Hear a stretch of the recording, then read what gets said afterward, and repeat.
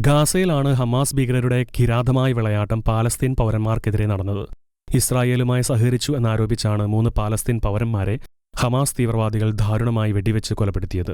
ഗാസയിൽ ഹമാസ് ഭീകരരുടെ കൊടിയ അനീതികൾ നടമാടുന്ന സാഹചര്യത്തിൽ ഗാസയിൽ നീതിക്കായി പക്ഷം ചേരുന്നവർ കുറവല്ലെന്ന് ഈ അടുത്ത കാലത്തുള്ള റിപ്പോർട്ടുകൾ പറയുന്നു.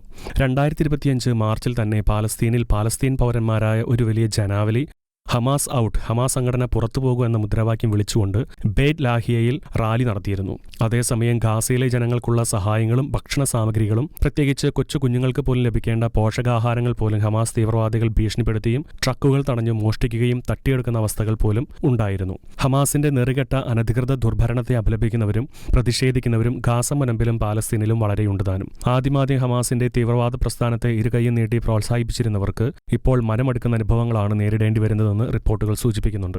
അങ്ങനെയിരിക്കുന്ന സാഹചര്യത്തിലാണ് 2025 സെപ്റ്റംബർ 21 ഞായറാഴ്ച ഹമാസ് ഭീകരർ 3 പാലസ്തീൻ പൗരന്മാരെ ഇസ്രായേലുമായി സഹകരിച്ചു എന്ന പേരിൽ വെടിവെച്ച് കൊലപ്പെടുത്തിയത്. സോഷ്യൽ മീഡിയയിലും റോയിറ്റേഴ്സ് ഉൾപ്പെടുന്ന മറ്റ് ന്യൂസ് പോർട്ടലുകളിലും വന്നിരുന്ന വീഡിയോ ഗാസ നഗരത്തിൽ നിന്നുള്ള ദൃശ്യമാണെന്ന് കണ്ടെത്തിയിട്ടുണ്ട്. അതേസമയം ഇസ്രായേലുമായി സഹകരിക്കാൻ പദ്ധതിയിടുന്ന പാലസ്തീൻ പൗരന്മാർക്കുള്ള താക്കീതുമാണ് ഈ നരഹത്യയെന്നും ഹമാസ് പാലസ്തീൻ സുരക്ഷാ വൃത്തങ്ങൾ പറഞ്ഞു. അതേസമയം ഇസ്രായേലുമായി സഹകരിച്ചു എന്നുള്ള ഹമാസ് ഭീകരരുടെ വാദത്തിന് ഇസ്രായേൽ സൈന്യം ഇതുവരെ പ്രതികരിച്ചിട്ടില്ല.